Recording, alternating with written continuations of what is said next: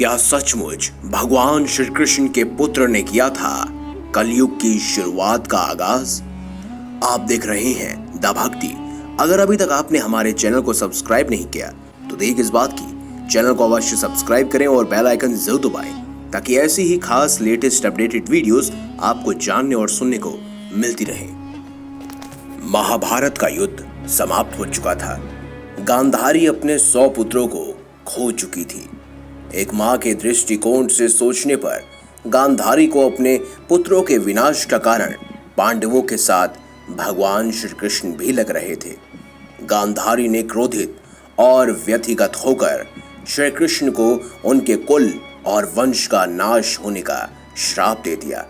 बस यहीं से शुरुआत हुई युग के बदलने की और एक नई कहानी की, जिसने न केवल यदुवंशियों का नाश कर दिया बल्कि भगवान श्री कृष्ण ने भी अपने पूर्व जन्म का कर्म भी भोगा। महाभारत के 18 पर्वों में एक मौसल्य पर्व में यह कहानी वर्णित की गई है।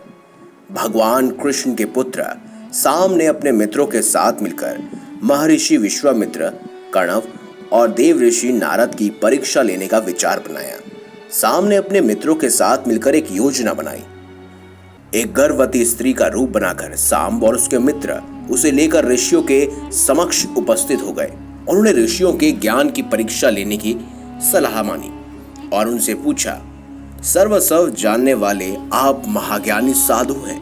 आपसे हम ये जानने के उद्देश्य से यहाँ आए हैं कि इस स्त्री को पुत्र होगा या पुत्री।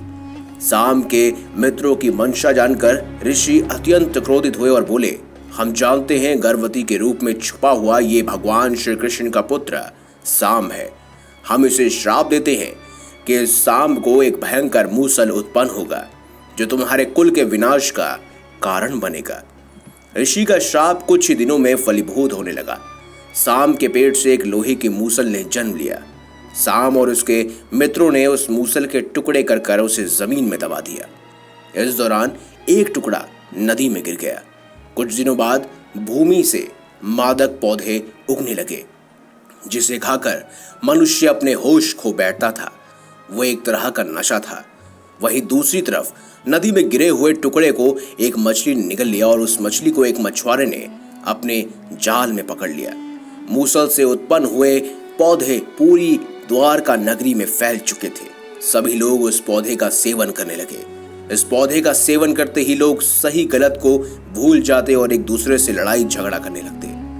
धीरे धीरे लड़ाई झगड़े का यह खेल रक्त रंजित हो गया। भाई भाई एक दूसरे की हत्या करने लगे।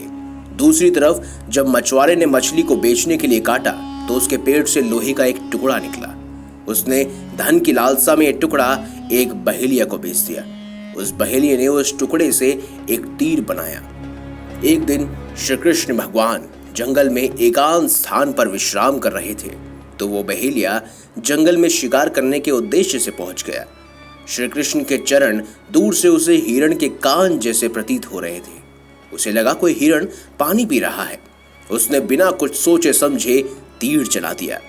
तीर लगते ही श्री कृष्ण के शरीर में विष फैल गया। जब बहेलिया ने भगवान श्री कृष्ण की आवाज सुनी तो वह दौड़कर उनके समीप गया। उसने अपने इस पाप के लिए माधव से क्षमा मांगी। इस पर श्री कृष्ण ने कहा कि ये तो नियति थी। तुम पिछले जन्म में राजा बाली थे जिस पर मैंने राम अवतार लेकर पीछे से तीर चलाकर वार किया था।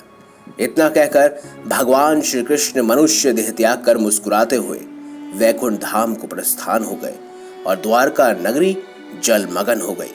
धीरे धीरे धरती पर पाप बढ़ गया और द्वापर युग की समाप्ति हुई और उसके बाद कलयुग के दबे पांवों का आगमन हो गया।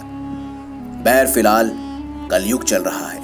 ऐसे में भगवान विष्णु का 10वां अवतार कल की अवतार वापस पुनः जन्म लेगा। तब तक के लिए देखते रहिए द भक्ति। अगर ये वीडियो अच्छी लगी है तो लाइक कीजिए, चैनल को सब्सक्राइब कीजिए और ज्यादा से ज्यादा शेयर भी कीजिए। मिलेंगे अगली बार एक नई खास वीडियो के साथ। तब तक के लिए बहुत बहुत धन्यवाद।